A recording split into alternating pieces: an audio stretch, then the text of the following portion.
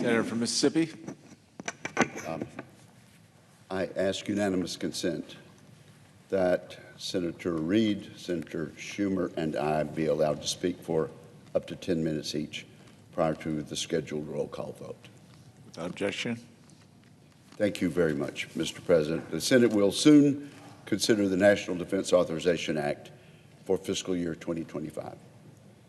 The NDAA is among the most important bills Congress considers each year. It's our primary way of fulfilling our most solemn obligation, our constitutional duty to provide for the common defense. Congress has come together to pass the NDAA each year for more than 6 decades, 63 years to be precise. Today, we continue our streak of earned success. In our best moments, we've worked out the NDA in an open and above board process. Here I must say that I am frustrated with the majority leader's decision to thwart that regular order this year. He did not bring the bill to the floor, thus denying Americans the opportunity to witness their elected representatives make decisions in the open on critical national security issues. Still, we continued in the spirit of honesty and collegiality. The numbers bear that out. The Armed Services Committee considered nearly 3,000 requests submitted by all senators. We considered 618 amendments at markup, adopting 327 of those amendments. We then processed over 90 amendments during the informal conference process.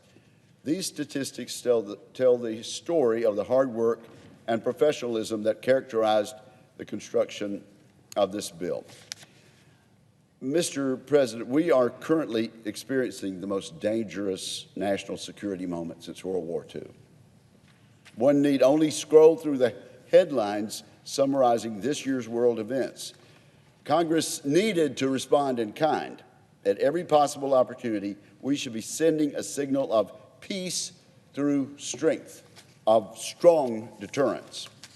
Accordingly, the Senate Armed Services Committee took an honest look at growing capability and aggression by our adversaries. We decided that this year was the time to change our course and move our military toward the generational defense investment it deserves. That vital committee action included an upgrade of $25 billion for our missile defense, shipbuilding, and counter-drone technology, among other modernization programs. $25 billion. This should have been part of the bill today. Regrettably, we missed an opportunity to strengthen the president-elect's hand as he takes office in a precarious world situation.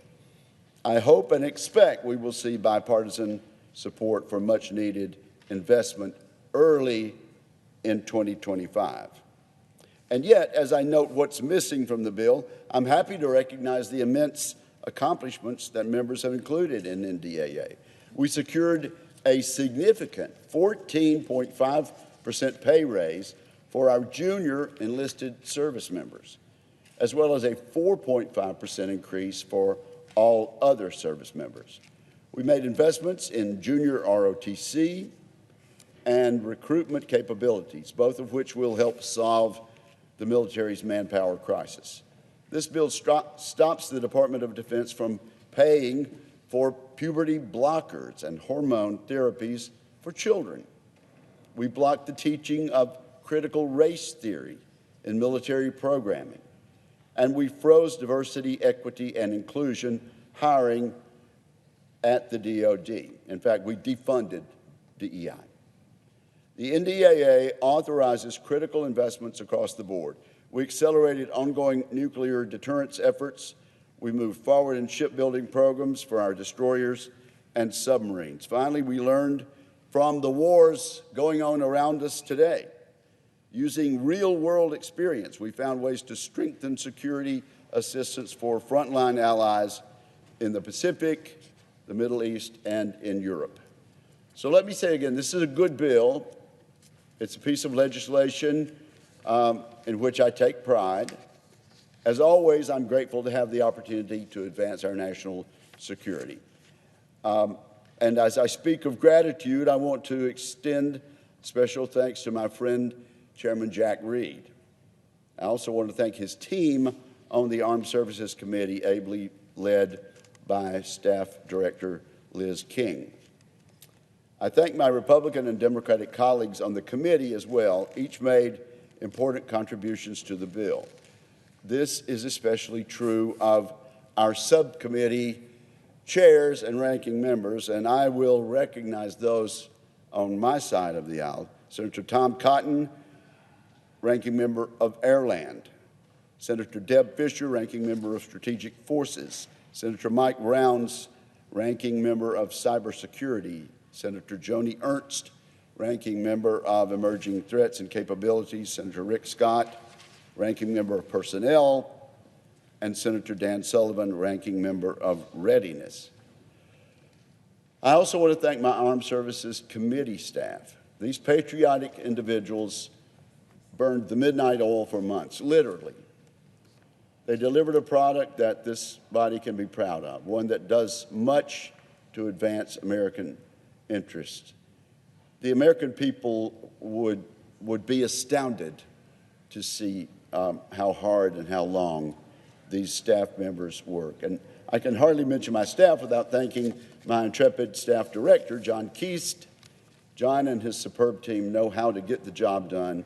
And I want to recognize John Keast and his staff by name.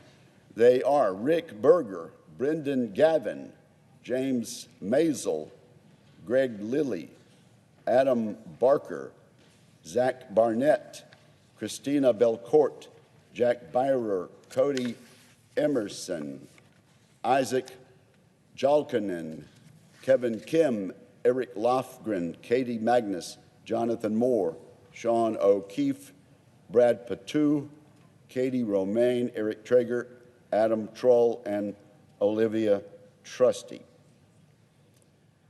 This year's NDAA will further the cause of our national defense, but it cannot do all that we need. This will be the final vote on this bill. It has passed the House. We have invoked cloture, and this vote will send this bill to the President. Let this piece of legislation be an exhortation that Congress can no longer leave the job of national defense half finished. We have no choice but to move ahead, and to move ahead early next year with a generational investment in our military. Thank you, Mr. President.